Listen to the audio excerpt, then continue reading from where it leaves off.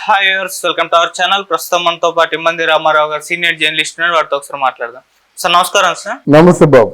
Sir NDA కూటమి వాళ్ళు ఎమ్మెల్సీల అభ్యర్థులను ప్రకటించడం చూస్తున్నాం. సార్ ఇద్దరిని ప్రకటించారు. అయితే విచిత్రంగా మనం ఎన్నో రోజుల నుంచి కూడా చర్చించుకుంటూ వస్తున్నాం. వర్మ గారికి, పిఠాపురం టీడీపీ నేత వర్మ గారికి అయినా కానీ, లేకుంటే వంగవీటి రాధా గారికి, వీళ్ళిద్దరిలో ఎవరికన్నా ఒకళ్ళకు ఖచ్చితంగా ఎమ్మెల్సీల అభ్యర్థుల లిస్ట్ లో ఉంటారు, వీళ్ళకి ఎమ్మెల్సీ ఇస్తారని చెప్పేసి చాలా సందర్భాల్లో చాలా మనమే చర్చించుకుంటూ వచ్చాం. కానీ విచిత్రంగా వీళ్ళిద్దరి పేర్లు కూడా లేవు. మరి ఎందుకు వీళ్ళకు ఎమ్మెల్సీలు ఇవ్వలేదు? దీనికి కారణం ఏంటి? మరి వీళ్ళకు ఎటువంటి న్యాయం చేస్తారు చంద్రబాబు నాయుడు గారు? సార్ మీ ఒపీనియన్ దీనిపై. మొట్టమొదటిసారిగా కూటమి పార్టీ తప్పు చేసింది. మనం చాలా నిర్మోహమాటంగా చెప్పొచ్చు. అదే మీరే కదా వర్మ గారిని ఒప్పించారు. వర్మ గారు మీ సీటు త్యాగం చేయండి, you will be the first MLC of Telugu Desam అన్నాడు. ఆ రోజు చంద్రబాబు అన్నాడు కదా, ఎవరో ఎమ్మెల్యేలో ఇంకెవరో కోన్ కుస్క గొట్టంగాడు ఎవడో అనలేదు కదా. That is told by CM Chandrababu Naidu. మరి అలాగా ప్రామిస్ చేసినప్పుడు తర్వాత వర్మ గారిని పిలిచి ఇందుకు ఇవ్వలేకపోతున్నాం అని చెప్పారా? ఇది నిజమైతే పిఠాపురం అగ్నిగుండం అవుతుంది. ఇది నిజమైతే పిఠాపురంలో పవన్ కళ్యాణ్ కూడా అడుగు పెట్టలేడు. పంతానికి పోనవసరం లేదు, మీరిచ్చిన వాగ్దానమే కదా. పంతానికి అడుగు పెట్టలేదంటే కోపం వస్తే దానికి ఎవరికి సంబంధం ఉండదు.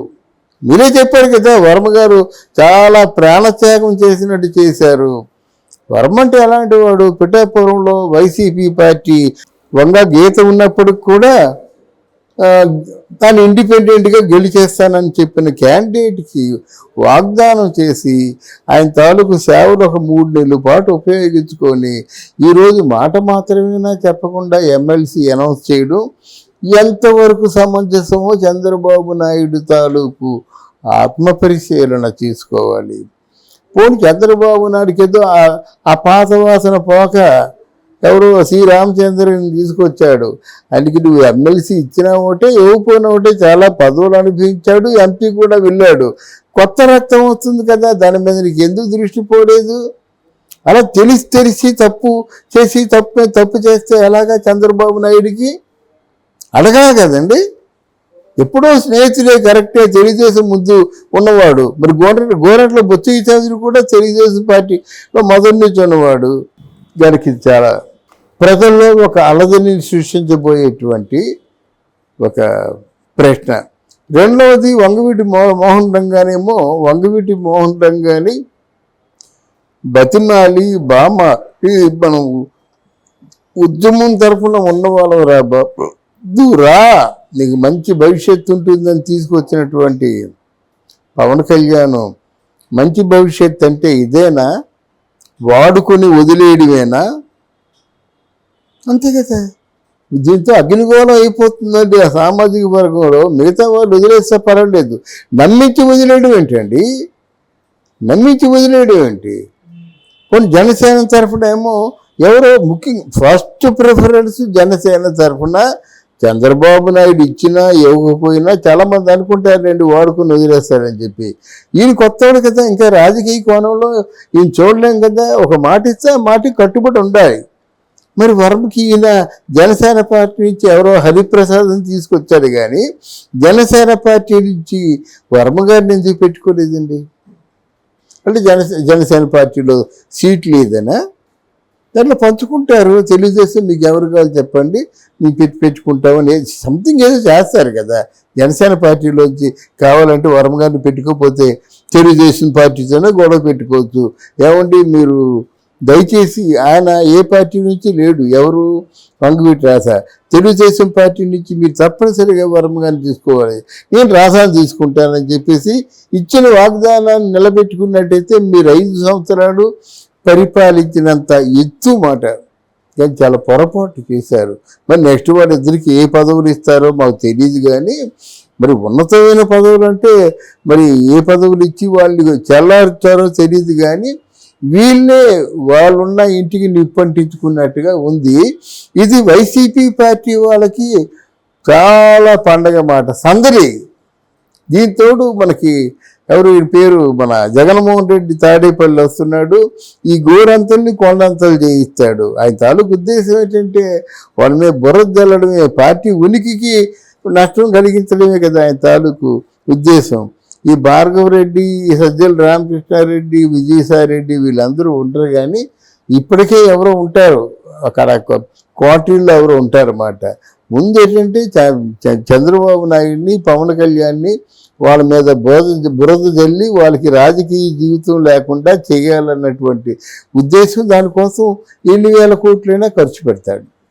అది ఓకే సార్. ఇప్పుడు మరి వర్మ గారి రియాక్షన్ ఏ విధంగా ఉంటుందంటారు? వర్మ గారి రియాక్షన్ కంటే వర్మ గారి తాలూకు కార్యకర్తలు ఉన్నారు కదండి, అగ్నిగుండం అవుతుంది రేపు పొద్దున. ఇది నిజమైతే ఈ వేషాలు ఏంటి? మీ ఇష్టమైన రాజకీయ నాయకులు అయితే మాత్రం నేను పిఠాపురంలో ఉన్న ప్రజల్లో ఒక ప్రజగా అడుగుతున్నానండి, మీరు ఎందుకు మీ చేత కానప్పుడు మీరు ఎందుకు వాగ్దానం చేయాలి? ఉన్నతమైన పదవులు ఇస్తారని ఎందుకు చెప్పాలి? అంటే మీ అవసరం తీరిపోగానే మనుషులను వదిలేస్తారా మీరు? ఓట్లు వేయించుకొని రేపు పొద్దున ప్రజల్ని కూడా వదిలేస్తే మీరెందుకు మా నాయకులు? అవతల పార్టీ వాళ్ళు అనుకుంటారు కదండి. వాళ్ళు మొదటి నుంచి అంటున్నారు చంద్రబాబు నాయుడు అవసరం తీరిపోతే వదిలేస్తాడని. అదే నిజం చేశారు కదా. ఇప్పుడు పార్టీకి ఎంత నష్టం ఆలోచించుకున్నారా? ఈ పవన్ కళ్యాణ్ నేను పువ్వుల మీద నన్ను, నేనే నా సంబరాలు వద్దు, నాకు విజయయాత్రలు వద్దు, ఏంటి ఇదంతా నాన్ సెన్స్. 14 సంవత్సరాలు కష్టపడ్డారండి. 14 సంవత్సరాలు కష్టపడ్డారు కనుకే కార్యకర్తలు పండుగలు చేసుకుంటారు. వాళ్ళు మనోభావాలు కాదని చెప్పడానికి మీరెవరు? మీ సిద్ధాంతాలు వాళ్ళకెందుకు? మీరు ఏదో కొన్ని యాంగిల్స్, అంటే మీలో ఏదో కొన్ని కోణాలు నచ్చి వాళ్ళు మీ దగ్గర అయ్యారు. మీ దగ్గర డబ్బులు తీసుకున్నారా? మీరు తాగబోయించారా? మీరు బిర్యానీ ఇచ్చారా? 14 సంవత్సరాలు బట్టి మీ వెంట ఇంట్లో రూపాయి ఇవ్వకుండా తిరిగారే జనసేన కార్యకర్తలు, జన సైనికులు. వాళ్ళకి సందలేదండి. వాళ్ళు ఆనందపడతారు కదా. వాళ్ళ ఆనందాన్ని కాలరాయడానికి మీరెవరు? అసలు మీరు రావడమే నెల రోజుల తర్వాత పిఠాపురంలో అడుగు పెట్టారు. నెల రోజులు వెయిట్ చేస్తారండి ఎవరైనా? ఆ మధ్యకాలంలో 28కి వస్తా ఉన్నారు, మళ్ళీ 10 రోజులు పెంచేశారు. పిఠాపురం వచ్చి ఏమైనా వాళ్ళ తాలూకు ఆనందాన్ని పంచుకునేలా చేశారా? అంటే అప్పుడే పని మొదలు పెట్టేసినట్టేనా? పని మొదలు పెడితే మీ మీద ఎవరైతే బురద వెళ్ళారో వాళ్ళందరినీ ముగించండి, అది పని మొదలు పెట్టినట్టు.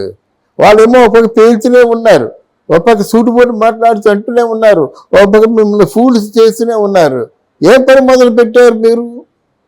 అంటే ఖజానా ఖాళీ ఉందని చెప్పారు. మీరేంటి ఎవడొచ్చిన అదే మాట చెప్తాడు, ఎవడొచ్చిన అదే మాట చెప్తాడు. ఖజానా ఖాళీ ఉంది, మిమ్మల్ని ఏం చేయమంటారన్నమాట. మరి ఖజానాన్ని నింపే మార్గం ఆలోచించండి. మీరేం ఆలోచిస్తారో మాకు చెప్పొద్దు. ఖజానా నిండుగా ఉంది, మీ పథకాలకి ఎక్కడ డోకా లేదు, పరిశ్రమలు వస్తున్నాయని చెప్పండి. అలా మా కోసం పనిచేసే కార్యకర్తలు కూడా మేము తప్పకుండా మేము వాళ్ళ కోరికలు నెరవేరుస్తాం, వాళ్ళకు కూడా జీవనోపాధి కల్పిస్తామని చెప్పండి. ఇది చెప్పాలి. కానీ ఏంటండి ఇదంతా నాటకాలు? సో అది తప్పు చేసింది. అంటే సార్ వర్మ గారు మరి ఇప్పుడు ఎమ్మెల్సీ అయితే ఇవ్వలేదు కదా, ఆయన పరిస్థితి ఏంటి? ఆయనకు వేరే ఏమైనా ప్రత్యామ్నాయ పదవి ఇచ్చే అవకాశం ఏమైనా? ప్రత్యామ్నాయ పదవి ఇస్తారండి, అది మిగతా అన్ని తక్కువే కదండి. ఇప్పుడు జడ్పీటీసీ, ఎంపీటీసీ ఇట్లాంటివి ఉన్నాయి, తప్పే కదా. మరి గదిలో నామినేటెడ్ పోస్ట్ ఇస్తారేమో తెలియదు. నామినేటెడ్ పోస్ట్ అంటే మరి పెద్ద పోస్టులన్నీ ఎవరికో మనకి అంత రిజర్వ్ అయిపోయి ఉంటాయి. తిరుమల తిరుపతి దేవస్థానాల పోస్ట్ ఎవరు కదా, రిజర్వ్ అయిపోయి ఉంటుంది. సినిమాకి సంబంధించిన పోస్ట్ ఆయనకి ఎవరు కదా, సినిమా వాళ్ళు ఉన్నారు. ఎవరో తీసి పక్కన పెడదాం, సినిమాకి సంబంధించిన వాళ్ళు ఉన్నారు. ఏ పోస్ట్ ఇస్తారు ఇంకా? అందువల్ల కొంచెం మరి ఆలోచించుకొని ఆచితూచి అడిగేయాలి. కానీ ఎంత గుడ్డిగా అడిగేయాలి. నిన్న వర్మ గారిని కూడా అంత ఫోకస్ చేయలేదు పవన్ కళ్యాణ్. వచ్చినట్టయితే నమస్కారం పెట్టాడు, దండేశాడు, బుకే తీసుకున్నాడు, అది వెళ్ళిపోయాడు. ఫస్ట్ టైం చూస్తే అదే చేస్తారు. అయ్యే నీ వల్లే నేను మైకులోను ఆ స్పీకర్ సెట్లో కూడా చెప్పలేదు, ఇలాగ వర్మ గారి వల్ల నాకు ఈ ఆనందం కలిగింది, ఆయనకి ఎప్పటికీ నేను ధన్యుణ్ణి అని చెప్పాలి కదా. అలా చెప్పకుండా ఉండా నేను చూస్తే ఏమనిపిస్తుంది, మీరు ఎలా చూస్తారు? ఇప్పుడు ఆయన కూడా మరి చంద్రబాబు నాయుడు తాలూకు బాటలో నడుస్తున్నట్టే కదా. అందువల్ల ఒకసారి వాళ్ళ తప్పుని సరిదిద్దుకోవాలి, లేకపోతే ప్రజాగ్రహాన్ని చవి చూస్తారు. Okay sir, thank you so much. Thank you అమ్మా, థ్యాంక్ యూ వెరీ మచ్.